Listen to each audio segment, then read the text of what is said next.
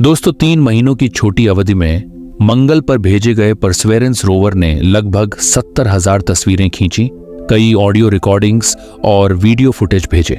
कुछ वीडियो उस पहले हेलीकॉप्टर के थे जिसे मंगल पर भेजा गया था, जिसे आप अपनी स्क्रीन पर उड़ते हुए देख सकते हैं। यह फुटेज परसेवरेंस रोवर द्वारा कैप्चर किया गया था। आज के वीडियो में हम आपको इस रोवर द्वारा किए गए विभिन्न शोधों के बारे में बताने जा रहे हैं। खास बात यह है कि यह सारा शोध सिर्फ 3 महीनों में किया गया, जो अपने आप में एक कठिन और चौंकाने वाली बात है।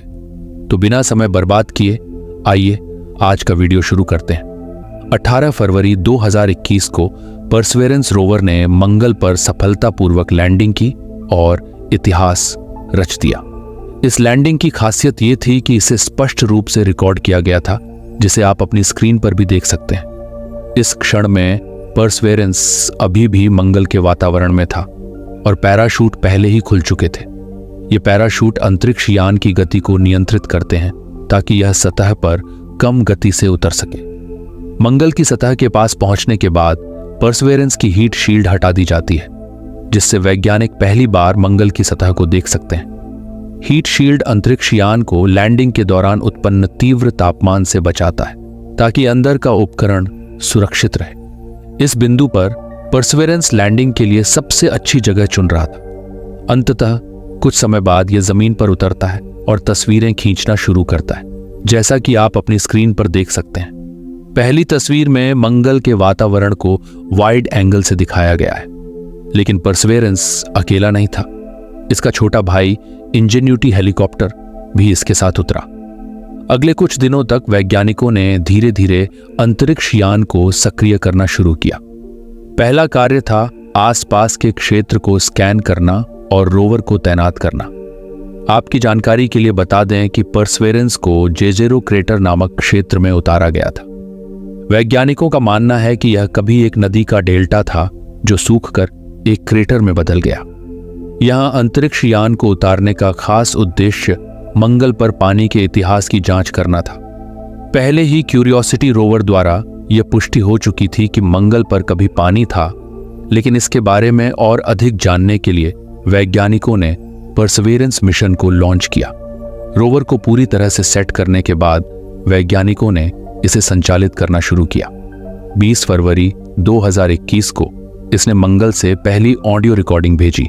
संगीत ऑडियो बहुत स्पष्ट नहीं है क्योंकि उस समय अंतरिक्ष यान का माइक्रोफोन पूरी तरह से कैलिब्रेट नहीं था। इसीलिए आप मंगल के वातावरण से ज्यादा लैंडर और रोवर की आवाजें सुन रहे हैं। बाद में वैज्ञानिकों ने इस ऑडियो को संपादित करके लैंडर और रोवर की आवाजों को कम कर दिया। बाद की रिकॉर्डिंग्स में आप मंगल की हवाओं को अधिक स्पष्ट रूप से सुन सकते हैं। मुझे पता है कि यह आवाज बहुत तेज या स्पष्ट नहीं है, लेकिन किसी दूसरे ग्रह से कोई आवाज कैप्चर करके उसे पृथ्वी तक भेजना भी एक बड़ी उपलब्धि है।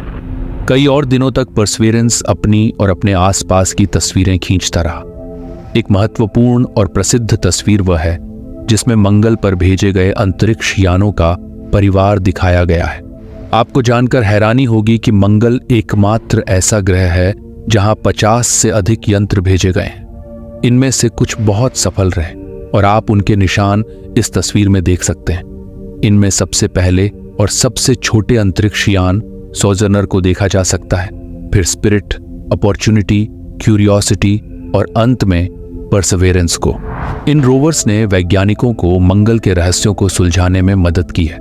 जैसे जैसे लैंडर्स की पीढ़ियां आगे बढ़ी, तकनीक और आउटपुट भी बेहतर होते गए। इनमें अपॉर्चुनिटी, क्यूरियोसिटी और परसेवरेंस को सबसे प्रमुख लैंडर्स माना जाता है। 2012 में क्यूरियोसिटी रोवर की बदौलत वैज्ञानिक ये पक्के तौर पर पुष्टि कर सके कि मंगल पर कभी पानी था।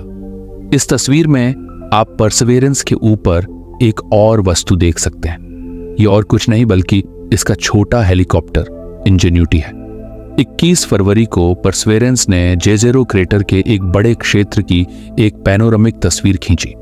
वैज्ञानिक कहते हैं कि उनका मुख्य लक्ष्य सिर्फ पानी खोजना नहीं है, बल्कि जीवन भी खोजना है, क्योंकि यह संभव है कि पानी की उपस्थिति के कारण कभी मंगल पर जीवन रहा हो, लेकिन पानी के सूखने के साथ ही वह जीवन समाप्त हो गया हो। इस संभावना की जांच के लिए यह अंतरिक्ष यान भेजा गया था। चौथे दिन इस तस्वीर में एक अनोखी स्थलाकृति दिखाई देती है जिसे कोडियक कहा जाता है। हालांकि यह फोटो में करीब लग सकता है, यह स्थान वास्तव में लैंडर से 2.5 किलोमीटर दूर है और 10 मीटर ऊंचा है। वैज्ञानिकों ने क्रेटर के इस हिस्से का नाम कोडियक रखा है, जहां बड़े बड़े पत्थर बिखरे हुए हैं। परसेवरेंस को नमूने इकट्ठा करने के लिए डिजाइन किया गया है। जब यह मिशन अपने अंतिम चरण में पहुंचेगा तो इकट्ठे किए गए नमूनों को आगे के अध्ययन के लिए पृथ्वी पर लाया जाएगा। इन नमूनों का विश्लेषण करने के बाद वैज्ञानिक मंगल की सतह और वातावरण के बारे में अधिक जानकारी जुटा पाएंगे। आपको यह जानकारी जानकर कैसे लगा, हमें कमेंट करके जरूर बताएं, और हमारे चैनल को अभी तक सब्सक्राइब नहीं किया है तो सब्सक्राइब कर लीजिए। मिलते हैं अगले एक रोचक जानकारी के साथ।